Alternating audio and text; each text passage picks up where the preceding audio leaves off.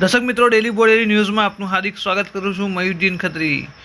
દર્શક મિત્રો, વાત કરીશું છોટાઉદેપુર એલસીબી પોલીસનો સરાહનીય કામગીરીનો એક દાખલો સામે આવ્યો છે.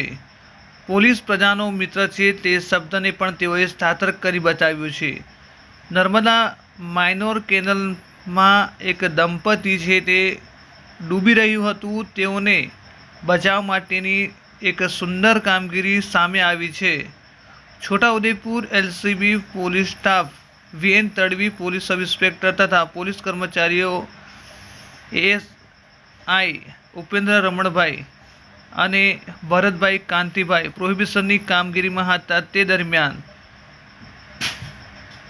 કલેડિયા માઇનોર કેનલના ફાટક પાસે નર્મદા કેનલ પસાર કરી રહ્યા હતા. તે દરમિયાન નર્મદા કેનલમાં પતિ પત્ની ડૂબતા હોય અને તેઓ બચાવોની બૂમા પાડી હતી.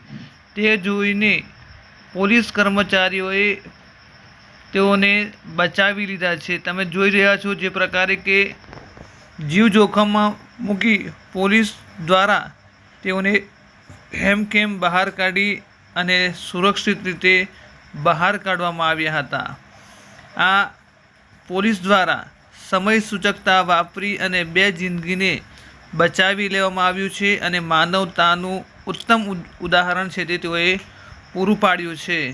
જ્યારે પોલીસ પ્રજાનો મિત્ર છે આ શબ્દને પણ પોલીસ દ્વારા સાર્થક કરી બતાવવામાં આવ્યું છે.